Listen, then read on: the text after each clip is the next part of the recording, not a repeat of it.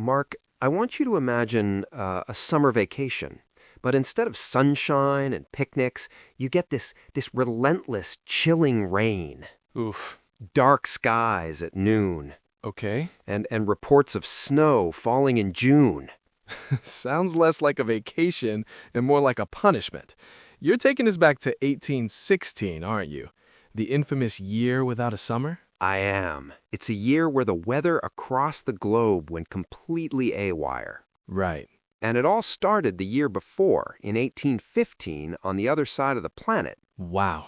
A volcano in Indonesia called Mount Tambora produced the largest eruption in over 1,000 years. It's hard to overstate how massive this was. Yeah, it blasted so much ash and sulfur dioxide into the stratosphere that it created a planetary veil. A veil, yeah. This veil dimmed the sun, dropping global temperatures by a few degrees. Mm-hmm.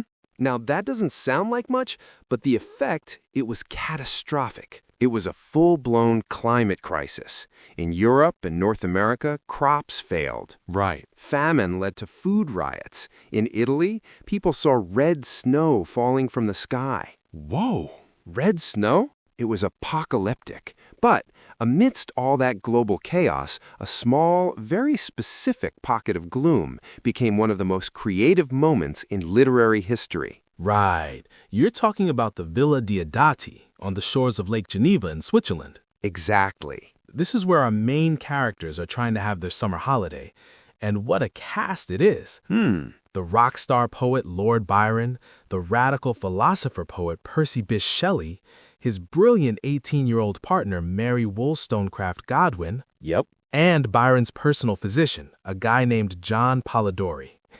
It's a gothic reality show waiting to happen.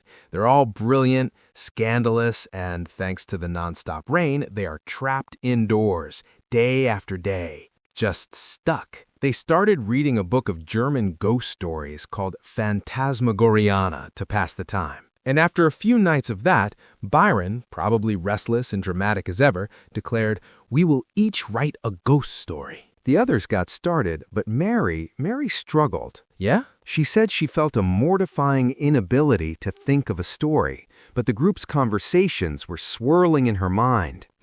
Talk of science, of galvanism, and the possibility of reanimating a corpse, of the very nature of life itself. And then, one night, it happened. It wasn't a dream exactly. She described it as a waking dream. Right. As she lay in bed, she saw it with shut eyes but acute mental vision. Ooh. The pale students of unhallowed arts kneeling beside the thing he had put together. Goosebumps. She sees the creature stir, open a dull yellow eye. Whoa. The creator is horrified, disgusted by his own creation. That single terrifying vision became the heart of her story, Frankenstein, or the modern Prometheus. Wow. And with it, 18-year-old Mary Shelley didn't just write a great horror story. No. She arguably invented the genre of science fiction. Exactly.